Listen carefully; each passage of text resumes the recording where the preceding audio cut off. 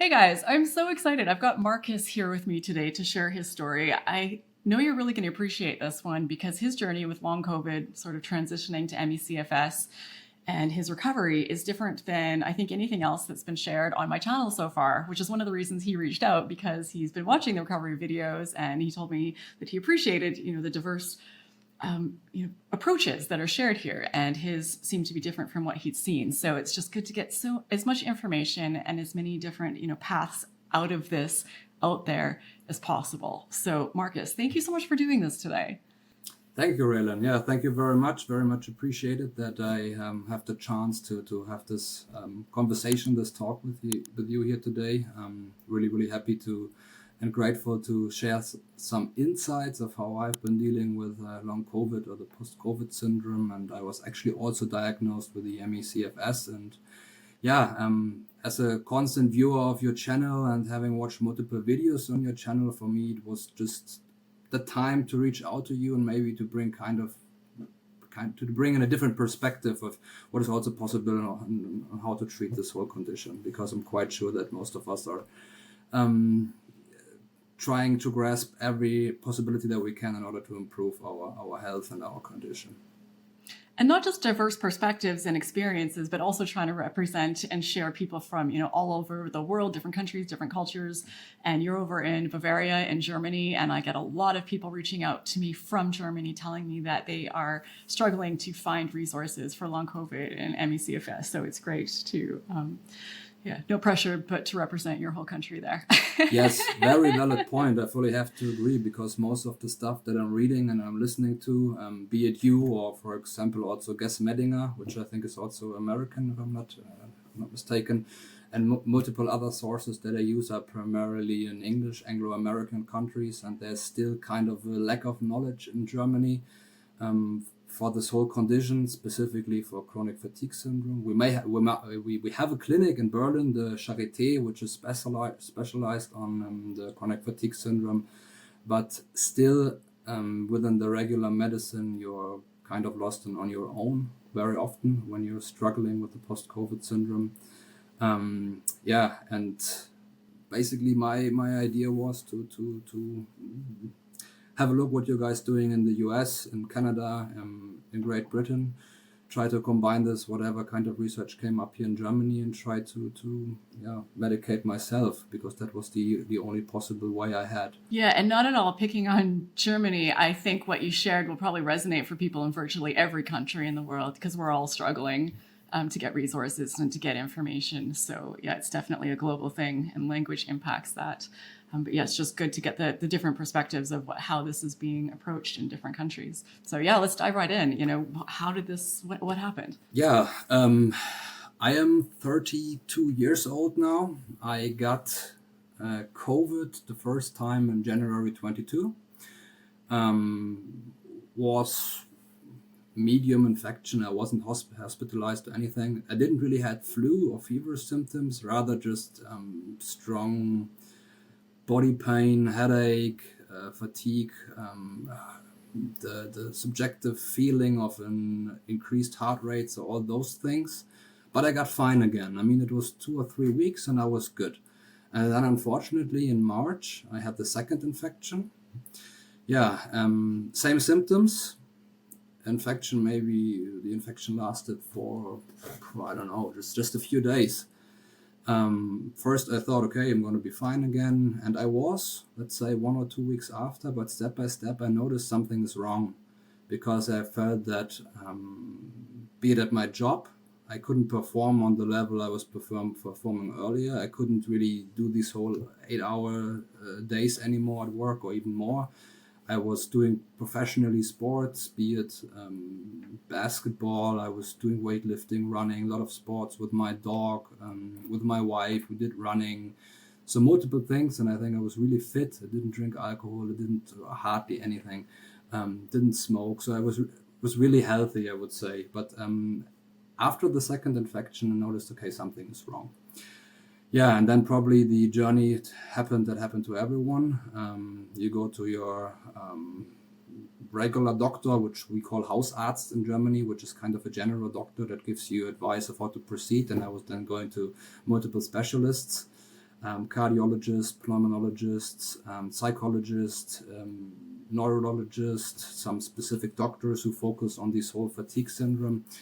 Yeah, but from the pure biomarker and organic perspective, they didn't find anything.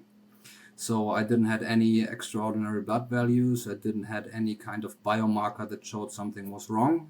And then, of course, what happens often, I believe not only in Germany, but globally, is that when they don't find anything, they immediately say it's a psychological thing, which I was not too okay with, to be honest, because I didn't feel that I have any kind of a psychological disorder, be it depression or whatsoever. And don't understand me wrong. I absolutely do agree that there is a psychological component in long COVID. I mean, also many of the individual and subjective recover stories that we've heard on your channel clearly implicates that there is a psychological component to the healing process, and maybe also to the root cause. But I could clearly say, for me, it was something that I noticed immediately in my body. Something wasn't right. I couldn't even play basketball anymore for 10 minutes, and I was so exhausted that I had like deteriorating pain in my muscles and my nerves. I constantly fell asleep during work. So and the symptoms over time became worse, actually, up to a point where in summer last year, September, October last year, I was really bedridden, almost bedbound. I was 23 hours in bed on the couch. I was just sleeping, had very severe pain in my body.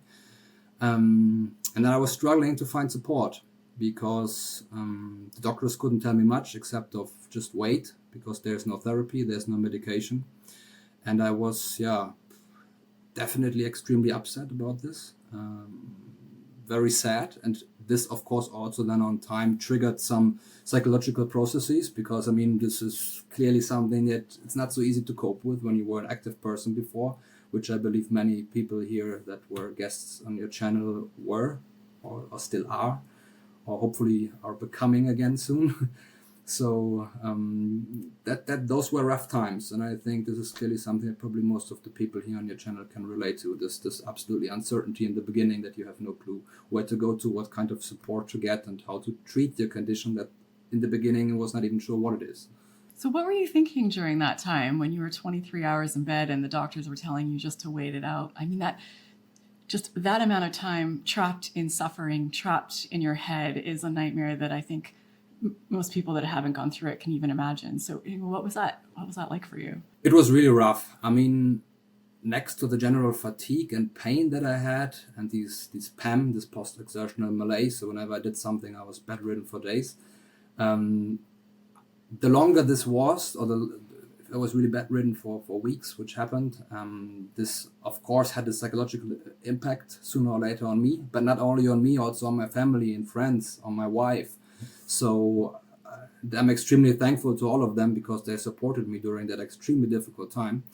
But my wife always says I'm kind of a stubborn person, and I would agree, because after a few days, I thought, okay, I can just lay in bed, or the minimum amount of energy that I have just spent on research, figuring out what can I do to treat my condition, because I noticed I don't get the support from the doctors that I need. There might be a very few ones who have a clue about the post-COVID syndrome, who have a clue about ME/CFS, but there aren't many, and it's very difficult, specifically after COVID, to get an appointment at those doctors. So my approach was a little bit similar to what I did before my recent job. I did a Ph.D, a doctor, how we call it in Germany, and university, where I had to constantly publish in peer-reviewed journals, and I was really aware of how this academic world works. And I basically started to just go on Google Scholar and read everything I could find about chronic fatigue, about long COVID, post-COVID syndrome, fatigue after COVID infection. I even read about studies that were dealing with fatigue far before COVID, because there were kind of a few studies that were implying that there is some specific nutrition or off-label medication that I could use. I have to admit I didn't have any kind of contact point to medicine or pharmaceutical industry before, but basically from reading, endless reading and reading, I really got a clue what I could try, which is almost risk-free And I did. I started to buy multiple nutritions, to get some medicine off-label from my doctors who really trusted me there and said, okay, we give that a try. And I'm really thankful to those doctors, because this is always a risky thing if they say we give you something off-label, because the medication is not, there's no empirical evidence that it really helps against that specific condition. Yeah, and then I basically started that long journey that leads up until today, which is May 23, where I found indeed kind of a few things that helped me tremendously, I would say. I have to speak openly. I'm absolutely not fully back to normal again. I think hardly anybody is that has recovered from ME/CFS. I think this 100% is kind of a wishful thinking. Let's be frank there. But I think 95% everybody would be happy. I would say right now I'm at good days maybe 80, 85, at bad days maybe at 20.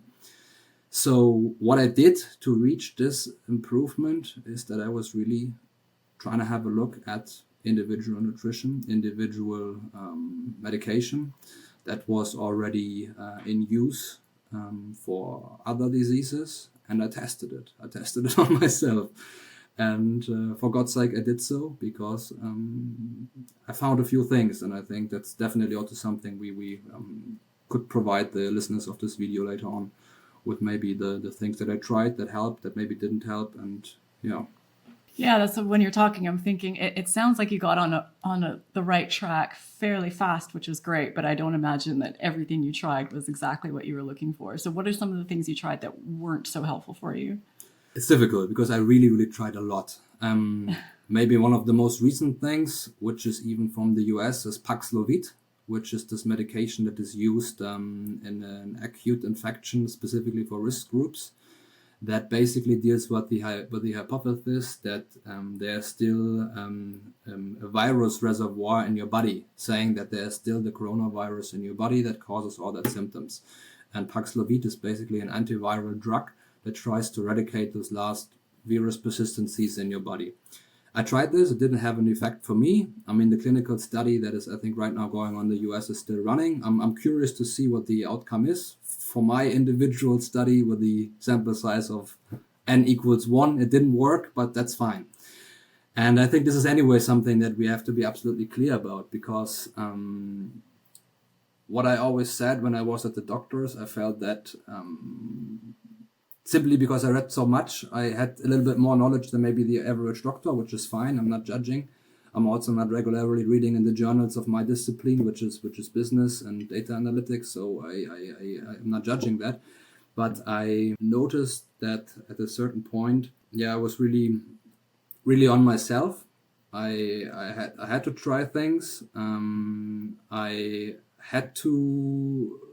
just didn't want and couldn't wait for empirical evidence to come out of nowhere that says this heals COVID patients, because I believe that won't happen.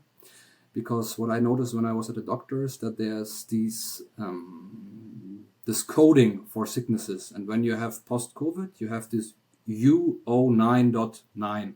This is the IC code, IC10 code, ICD-10 code or something like this. And this is even globally used, also in the US, in Germany, in China, everywhere. The problem is this basically specifies any kind of unspecified problematic condition after a coronavirus infection.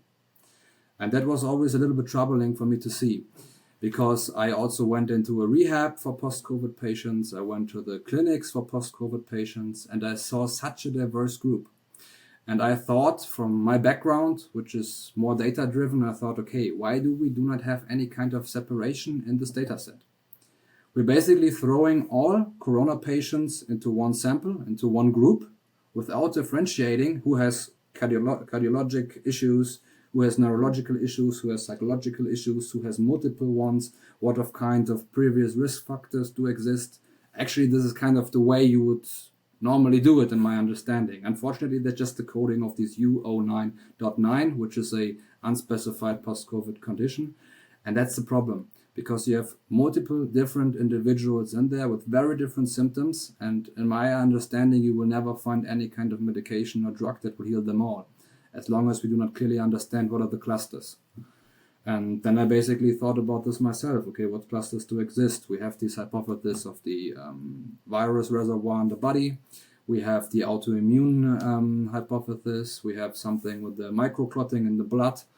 And I think there was one more I don't fully remember. But then I was basically doing research on Google Scholar, right into the journals, and checked, okay, how were those conditions treated individually from past experiences, because all those things happened before on other diseases. ME/CFS is something that's going on for decades, so it's nothing new, just far more prevalent, far more present now because of the corona pandemic. Yeah, and then I figured out, okay, what are my main symptoms? I had very strong pain in my muscles, had nerve issues, had some blood clotting, extreme fatigue, and PEM, this post-exertional malaise. So after exercising, I had a crash, how this is constantly referred to. And I was checking what was done to improve those kind of conditions. And for example, something that helped me a lot, I can specify this if necessary, but I was taking a lot of amino acids.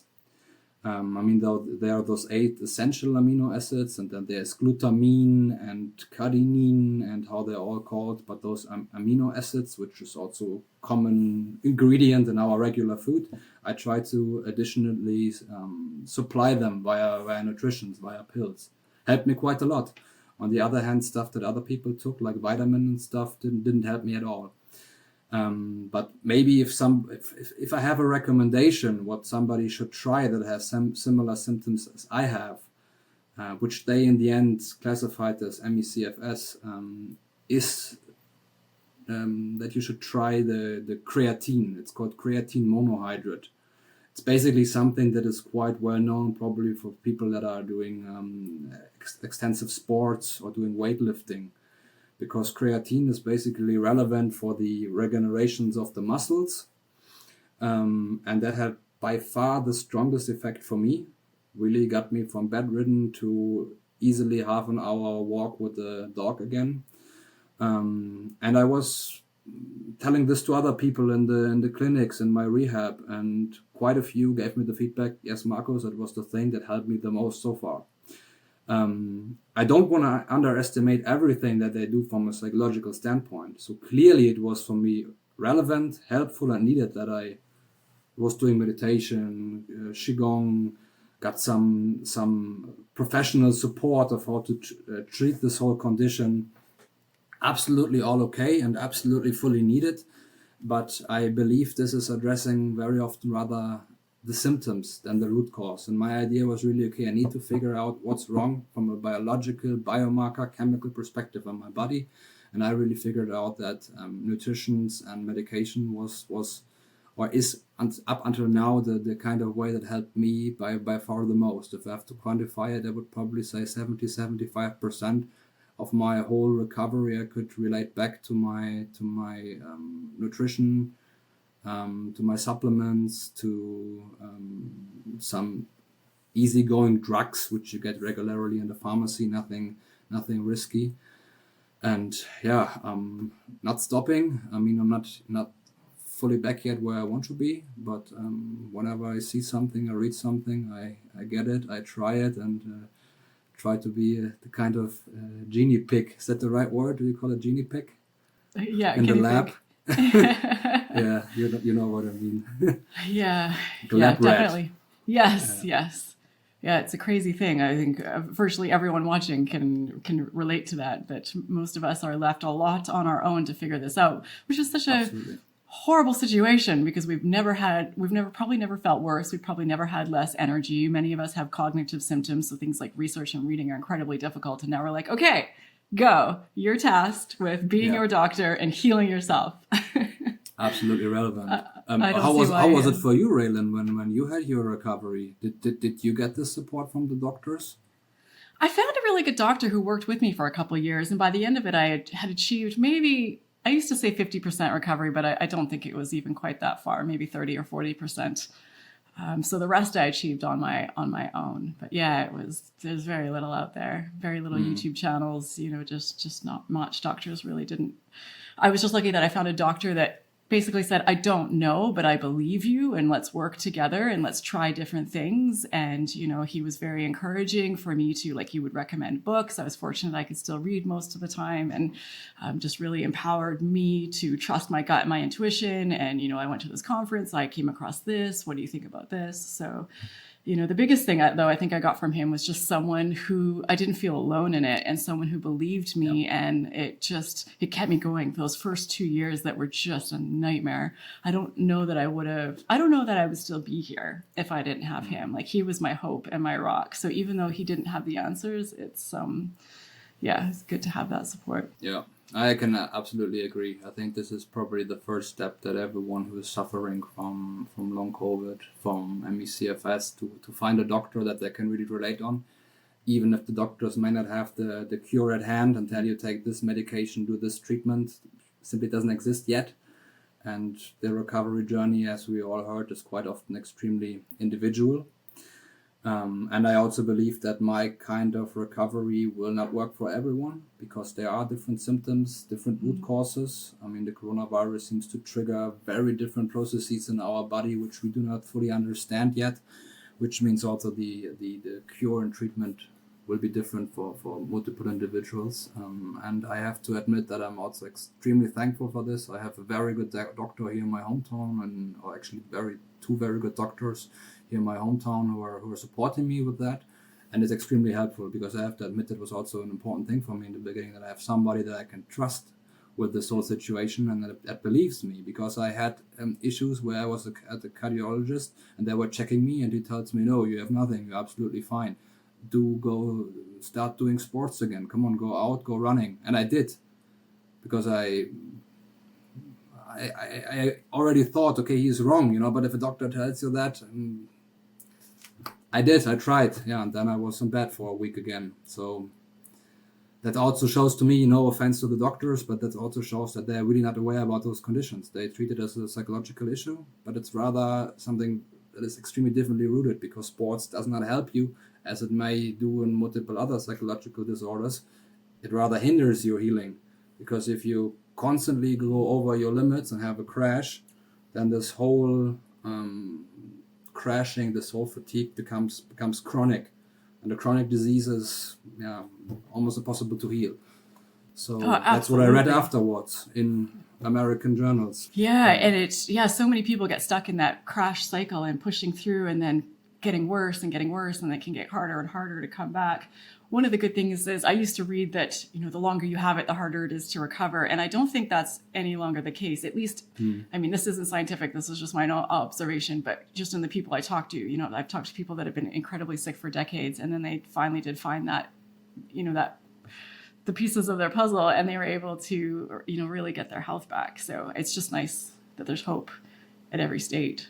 And what you're saying about recovery with long COVID, I think it's absolutely the same with ME/CFS, and we're seeing that the two overlap, and if not in some cases, are the same thing. Because many of us diagnosed with ME/CFS, it was like myself, it was after a bad virus, so it's a similar sort of comparable things. But I did a video about it a while ago. I can link it up here, but just sort of summarizing just my observations. Again, not science, just me as a person talking to people. This is what I've seen. And people seem to fall into kind of three categories. And there was people that could address purely the neurological aspect and they recover. That's all they needed. And then there's other people that I tried that, it helped a bit, but I also needed some other stuff. I needed to look at my nervous system and so forth. And then there's, another group that say, there was all this biological stuff I had to address, their underlying infections and gut health issues and, all of that, whatever, mold exposure or heavy metals or whatever it might be. So I love your point that we can't just, although we all have the same diagnosis and so much similarities in our symptoms, it's important to recognize that this is the reason I think we don't have a one-size-fits-all approach for treatment, is that because, it is a unique experience. And I think it's very validating for people to know that, because you try these things and you're like, it worked for all these other people, why isn't it working for me? And you can get frustrated and am I doing it wrong? Am I not trying hard enough? What is going on? So I just think it's a really important topic. I'm glad you brought it up. I absolutely agree. And as you said, I believe to put it in a structured way, for me, ME/CFS is one subgroup out of this whole post-COVID syndrome. Because as you said, there are a lot of people who have this fatigue, this body pain whatsoever. This extreme sensitivity towards audiovisual signs or signals, and I do believe this is one kind of condition that can occur post-COVID, so after the COVID infection. But there are multiple other ones, and I really hope that this is something that the medicine is sooner or later addressing in a way that they really start clustering the patients.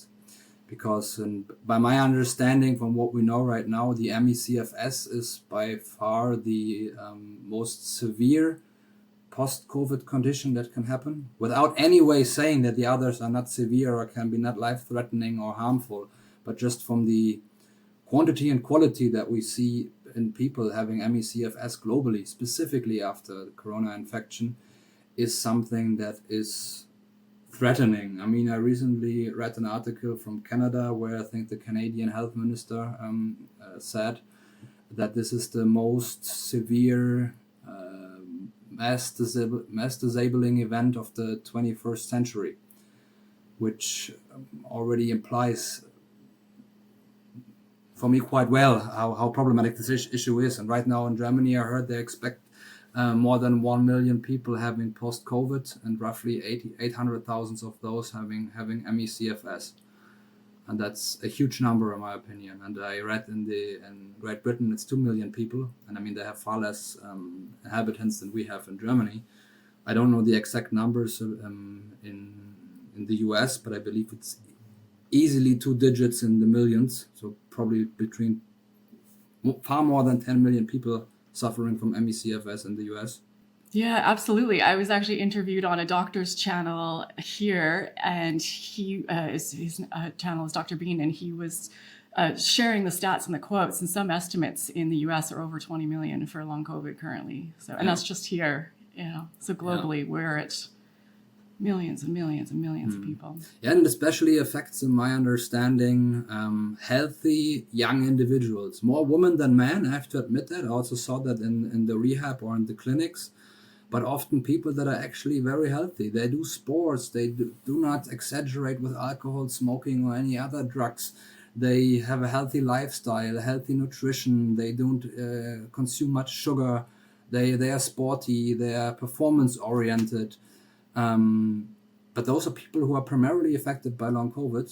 I mean, I saw it in the clinics, people who were in the age of beginning of 20s up until the end of 40s who were primarily affected there. And I mean, if we do not address this problem globally, regardless of whether it's in Europe, in the US, in Australia, or in China, then we're going to have a severe issue, because I know quite a few people in Germany who are so heavily disabled from the post-COVID that they cannot work, they cannot get out of bed, and just imagine they cannot get well again, and they have to be bedridden until their retirement, which is in Germany was 65, 67. I mean, this is also a huge socio-economic factor that impacts the pension funds, the health insurance, which is mandatory in Germany.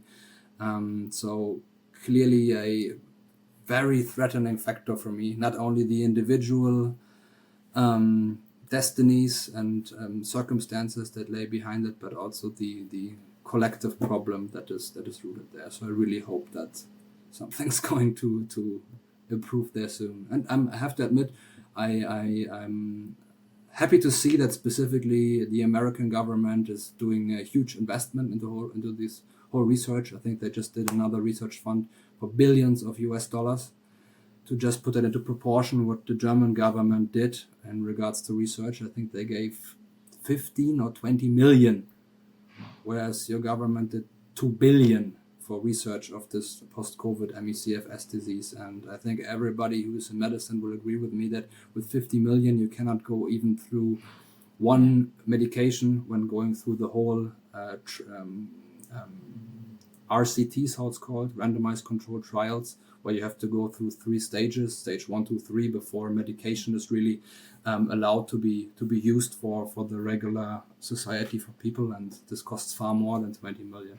And the pharmaceutical companies, at least in Germany, are extremely cautious and rejective to do research there, which I find a huge problem, which was also already addressed by our German health minister, who said we need them on board. I mean, we need them, but they simply don't do it for whatever reasons. I don't have an explanation for this. I have a hypothesis, but I don't know. Let's hope that changes. One of the interesting things with all of this, and also just to point out, I'm Canadian, so I can't take credit for any of the. Not that I could, even if I was American. And also, all Canadians seem to feel the need to point out they're not American. I don't know why.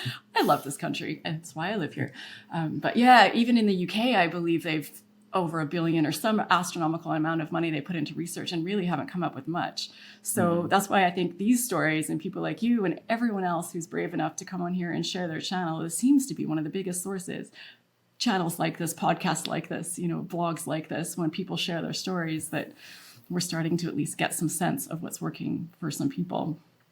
Fully agree, Raelan. Yeah. And so diving in more to the things that did work for you. So you mentioned first nutrition. I know nutrition can be very individual and personalized, but what has been your experience and what has been successful for you? I tried first, because I did it in the past quite often, multiple different ways of fasting. So we're not eating for a day or only eating this 16, 8 hours intervals. Then even not fasting for multiple days. It didn't help me. I have to admit, it made it even worse is the wrong thing, but wrong word.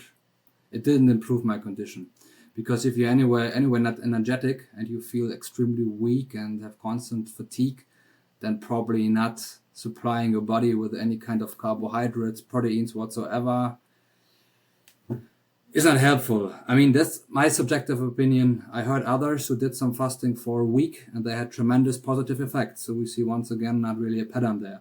However, what I did is simply changing what I eat. And I do believe this is something that will help everyone, even people who do not have post-COVID, because what I see, which is the same in the US as I experienced when I was there, is that we consume far too much sugar.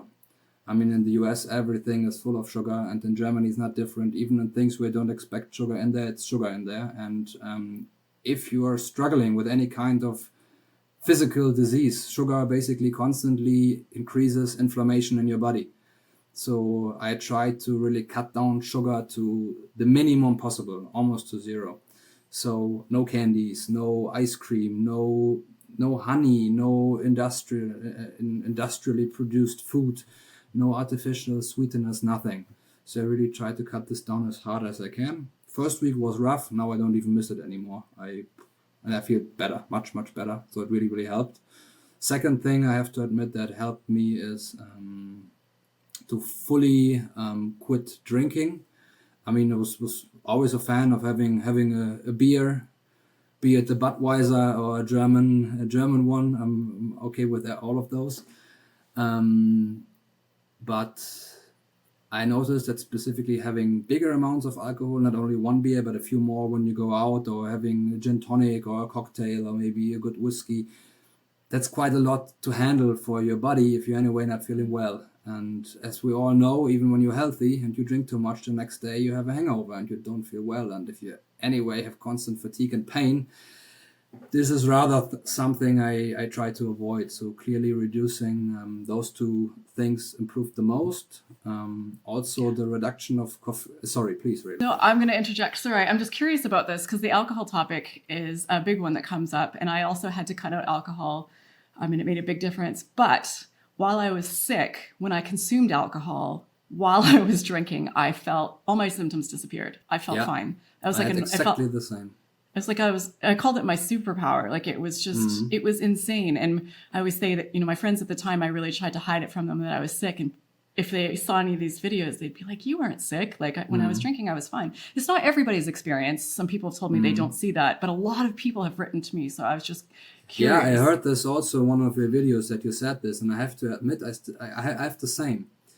That when I have fatigue and pain, that when I drink alcohol, it doesn't have to be much. I'm not entirely sure what happens. Maybe it's triggering somehow the neurons that the pain is gone. One of my doctors said something very wise. He said, okay, alcohol has the proven effect that the blood gets thinner. Mm-hmm. And when we really go by the hypothesis of microclotting, that the bloodstream is somehow interfered and the blood doesn't circulate as it should be, so that the microcirculation is somehow blocked.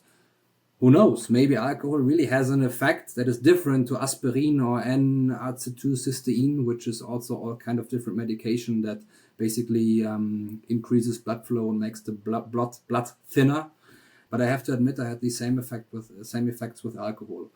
But as we're probably all aware of, at a certain point, this cannot be the solution. And I thought, no, fuck. I mean, I can drink now, but I mean, what are the effects the next day, and how I'm going to treat those effects again with alcohol? And I thought, okay, this is not rational. But I have to agree that sometimes when I felt very bad, it was a pain reliever. Absolutely, absolutely. Which is weird.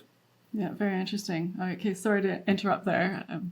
No, but very interesting topic, and I have to admit that I also read this under your videos that a few people were commenting on this and discussing on this, and I felt quite in line with what they were arguing, and I fully agree. Yeah, I'd love to hear in the comments, people watching, what's your experience with alcohol? Because it is varied. So, if you have... would also be interesting. And some people, when you're really, really sick, alcohol is... Like when I was at my sickest, I wasn't even considering alcohol. But if you're anywhere in that in-between zone... then yeah, I'd love to hear people's thoughts. Yeah, absolutely.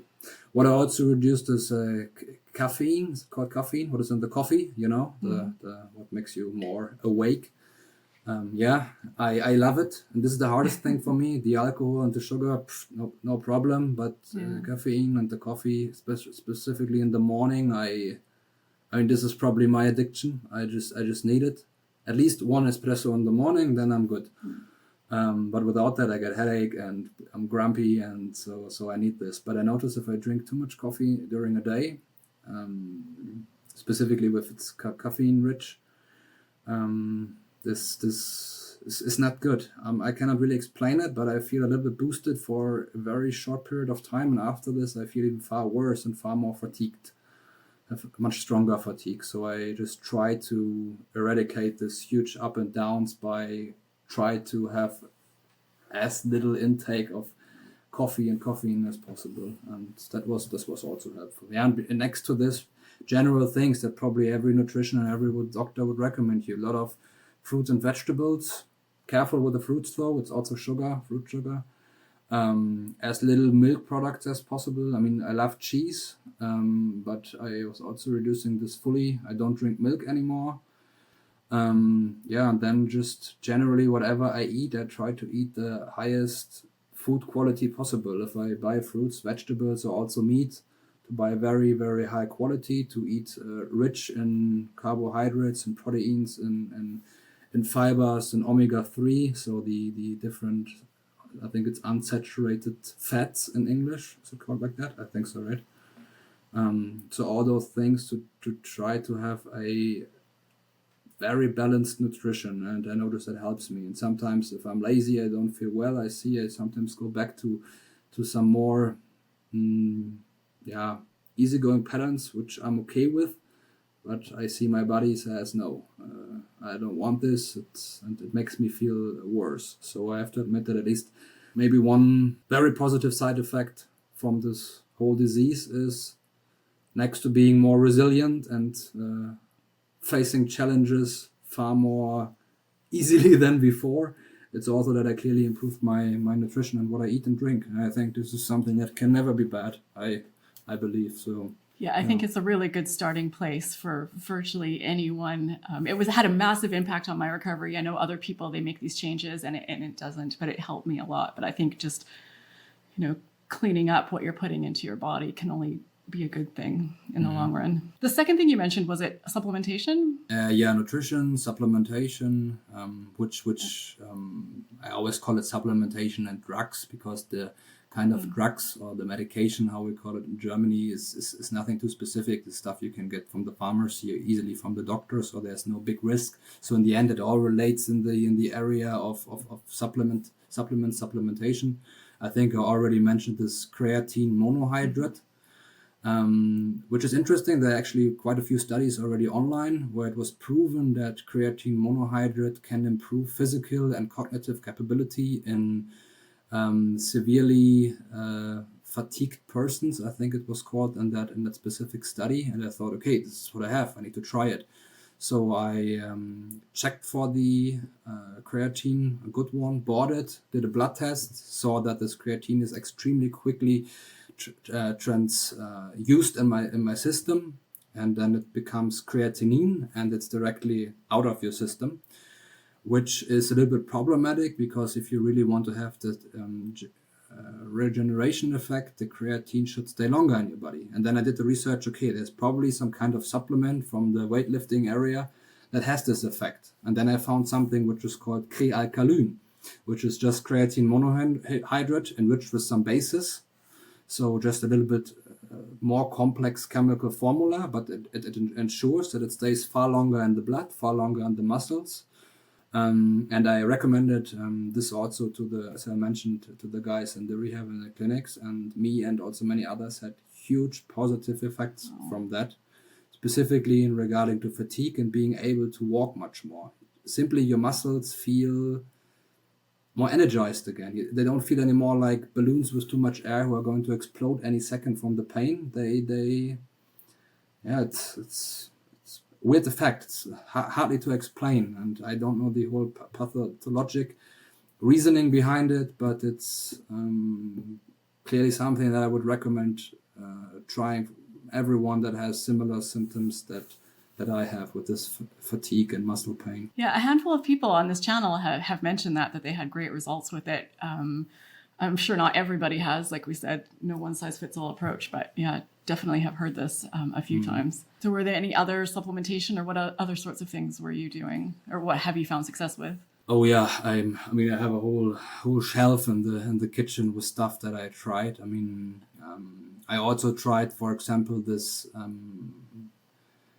American brand, I think Athletic Greens it's called. I think it's AG1, it's their product. I ordered it from the US, and it's basically a supplement that is enriched with all kind of different minerals and vitamins and everything you need for a day within one shake. I thought, okay, this is a kind of good to go approach. I just drink it and see if something happens. It was tasty, it was nice, but kind of pricey, probably also healthy. But it didn't really have an effect on me, I have to admit that. Probably when your nutrition is kind of okay before, then it's not necessarily needed to do it. That's also what I read in the internet of what doctors said about this kind of nutrition. However, what I did, I tried to increase my doses of multiple vitamins like vitamin B12, vitamin D, vitamin C. Didn't feel much of an effect. But then I basically tried something for my blood circulation, and I think there's something that many people can refer to. This is this nattokinase, it's called. Nattokinase, maybe in English. It's not even a German name for it. We can probably link this all in the description for interested people, listeners. Yeah, if you can send me over a list of links, I'll absolutely put them in there, and then people can check it out. I'm not saying that this is, I don't no medical advice, no empirical proof, but my subjective opinion. Help me at least. For information purposes, we'll put it there. Exactly. And then I did something which was also extremely helpful for me, because I read that very often the mitochondria in the cells are damaged, which means that they do not produce the energy they normally do. This whole biochemical procedure, similar to a plant which is doing photosynthesis, is not happening in our human cells when you have post-COVID. And then I was thinking, okay, because I knew there's stuff that can basically improve cell recovery, aging of the cells. And then I was reading a little bit about this anti-aging powders, medicine, whatsoever. And there I found something which has a very crazy name. It's a chemical term. NNM, nicotine nucleotide monoxide, something like this. Just chemical thing which I could get from a lab here in Germany, which was tested, because when you get such things, you need to be careful that you don't get some dangerous stuff from somewhere in Southeast Asia, which causes more harm than health. So I got it from that lab. then was double checking how I have to take it, because with this specific powder, you need to ensure that you take another supplement in the same amount. So if you take 250 milligrams of the anti-aging powder, you need to take 250 milligrams of, I think it was called NAD plus or NADH. It's probably something that many people here have heard already. And if you take this in the same amount, this triggers some specific processes in the body, and I had also a huge effect from that. All the doctors, none of the doctors, even the specialists, couldn't explain to me why it worked or how it worked or what's the reasoning behind it, except my reasoning that it's somehow helping the cell recovery. But it had a big effect for me. The powder was freaking expensive, but it was worth it, because I really felt this had an improvement for me. Yeah. So the reason I always said at the beginning that this is different than anything else on the channel, because mostly what we hear from people in interviews is, people go down this sort of rabbit hole of supplements and medication and they don't get anywhere, and it can be really frustrating. So I think this kind of speaks to your point about there being, potentially different classifications of people with this illness. So for some people, they might have great effect with this, and, other people might not. But you put this out there because if it is working for somebody, because we're putting out a really strong message right now that, supplements and medication don't work, because for most people, they're not having really success with it at all. So yeah, it's just good to hear the different approach. I still agree with that statement. I think the problem is just that supplements, specifically when we see advertisements of those or somebody recommends us something, they're not specifically altered for our needs. And that was the idea that I had coming once again from my Ph.D. I thought about the causal chain, about the causality. What is my symptom? What could be the root cause? And what kind of specific nutrition or supplement could address this root cause? Because we mentioned often the one size fits all approach doesn't work. So you need to figure out, where's my symptom? What could be the origin of it? And what kind of specific supplement could help about this? Because I also had to make that experience that some things didn't work, but others did clearly work. And I think it's more about really figuring out what kind of medication is helpful in my specific situation. And there we once again come back to the clustering of understanding what kind of post-COVID condition do we have. And I absolutely agree, there are definitely cases, which I've also personally experienced when I was in rehab, where people did not have this biological problems, I would call them, with the body and the fatigue and the pain. They said themselves it's more a psychological thing. They have too much stress. The whole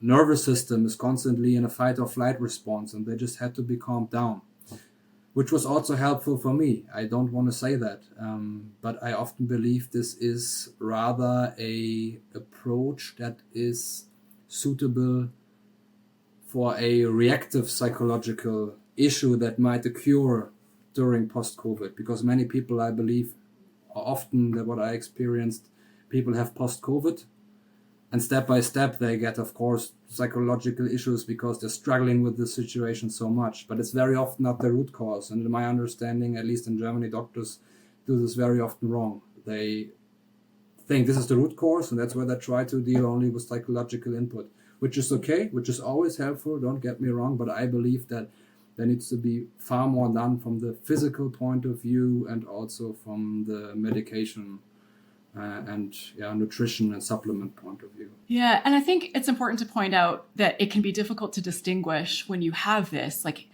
is this a neurological thing? Is this a nervous system thing? Is there something in my body happening? Because all of the people that I've interviewed, dozens and dozens and dozens that have recovered and that did this primarily by addressing nervous system and neurological stuff and brain training, had extreme post-exertional malaise, had extreme chronic pain. They had debilitating physical symptoms, digestion issues, like just all this stuff. But then, for not going to pretend to understand it all, but by addressing these neurological and nervous system components, they were able to fully recover. So, it's a challenging thing for people, I think, to determine. And I just don't want to put out the message that if you have these severe physical symptoms, it means it has, I don't think I don't know how we determine who's in what category, I guess is the point Absolutely. I'm trying to say. I agree. And maybe maybe I expressed this a little bit wrongly. I don't want to say that can be clearly categorized and put it frankly easily into mind and body. It's not the case. I mean, medicine has clearly proven that there's a clear link, psychosomatic, I think it's called in English, right? Link between the mind and the body. There clearly is. I mean, this, every one of us knows it, even if you're not sick. If you have stress at work, you will feel it in the tummy. If you have constant tummy issues, you will have problems in the brain. So this is all connected. So I absolutely agree that multiple diseases, regardless whether they primarily biological or neurological or psychological, can be addressed from multiple angles, and all angles are worth trying. I absolutely agree. Yeah, we think of it as like a mind issue or some sort of abstract thing that doesn't seem very real, but our brain is such a massive, important organ in our body and is connected to everything. So, of course, it's going to impact a lot of things that are going on. Well, Marcus, this has been massively informative and interesting and so valuable. And I have no doubt so many people watching are going to really appreciate everything that you've shared. And as you've watched a lot of my recovery videos, I typically like to wrap up just, for those of you who are watching right now that are still currently in this, facing long COVID, facing ME/CFS, Marcus, for those people who are watching, what would you tell them, or what would you go back in time if you could, tell yourself something when this all started? To put it into one sentence, maybe two, don't give up hope and basically become an expert of your own disease. That was the key for me. I mean, doctors are helpful, doctors are there and want to support you, but the condition is kind of new, at least post-COVID. ME/CFS is not. And I think it's clearly helpful for the own recovery, for the own health, to become an expert of your own condition, of your own sickness, of your own disease, and try to do what you think helps you and works for you. And I believe that quite quickly you will get a gut feeling for this. And I also have this by now. And this helps, because you also feel there's something I can do, not just waiting for some research that may come up in years. This is something you can do right now. You can start trying with different lifestyle, different nutrition, supplements, some meditation, qigong, brain training. There are multiple avenues to take, and I think that's the thing. Despite that the situation is very, devastating and harmful, not only for individuals who suffer from ME/CFS or long COVID, but also for the families, friends, and partners around them. This is something that I can just say now. I also have days where I wish I would be that active as I'm praising it now. So I'm not always practicing what I preach, but fight, try something and go for it, and I'm sure everyone will get better. I could not agree more. Find ways to hold on hope and don't give up, and just be empowered with your journey. And our community, I say this all the time, are some of the most well-informed people on health on the planet. They just really, as much as they can, despite all that they're facing, take charge of what they're facing. So massive hugs to all of you out there that are going through this. I know it isn't easy, and it's hard to keep picking yourself back up and just keep looking and finding new things to try and not giving up. But anyways, thank you so much, Marcus, for sharing your story, sharing your journey. I really appreciate this. Just thank you. Thank you, Raelan, for having me. Very much appreciated. Yeah, and thank you to those of you watching. As always, I always enjoy seeing what you share in the comments. There's no way I can keep up with all of them with working full time, but I read everything. And more importantly, that other people watching read them. So just share your experience, share what's helped, share your thoughts, on Marcus's story. It's just, we're working on this together. So would love to hear from you. And I thank you for watching. I hope you enjoyed this interview. I hope you found it helpful. I hope you got something out of it. And I hope to see you in the next one.